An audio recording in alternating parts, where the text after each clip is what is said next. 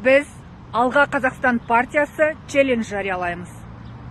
Мен Қазақстанның Ресей құрамына кіруіне қарсымын.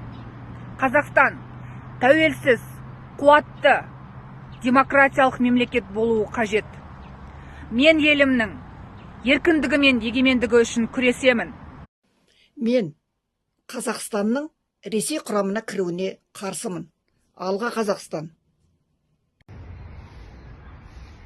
Бір аптадан кейін 23 және 24 сәуір күні Қазақстан Ассамблеясының кезекті сессиясы болғалы жатыр. Естеріңізге сала кетейін, 2022 жылы осында сессияда Тоқаев біздің ата заңымызға байланысты өзгерістер енгізу туралы ұсыныс жасап, көп ұзамай референдум өткізген. Мен Елдос Досантегі, Алға Қазақстан партиясының бастамашыл топ мүшесі.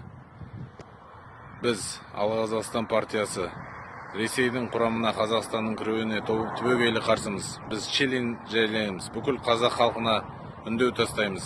Үндеуіңізді шығарыңыздар, Алға Қазақстан.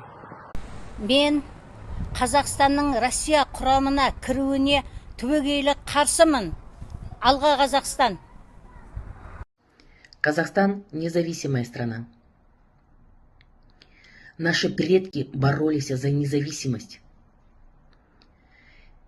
Поэтому мы этого забыть не можем. Я и мои сторонники партии Алға Казахстан против присоединения Казахстана к России. Алға Казахстан. Мен Алға Қазақстан партиясының бастамашыл топ мүшесі Қанатхан Амренов. Біздің партия челлендж жариялады. Мен Қазақстанның Ресей құрамына одақтас болып кіруіне түбегейлі қарсымын. Егер қазір үнсіз қалсақ, бұл болашақ ұрпақтың алдында қылмыс деп есептеймін.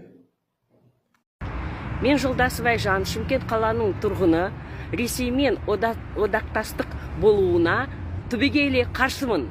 Алға Қазақстан. Мен Таукебаева Сағадат, азаматтық белсенді, Алматы қаласынан. Мен Қазақстанның Ресей құрамына кіруіне қарсымын. Ресейдің құрамында болғымыз келмейді.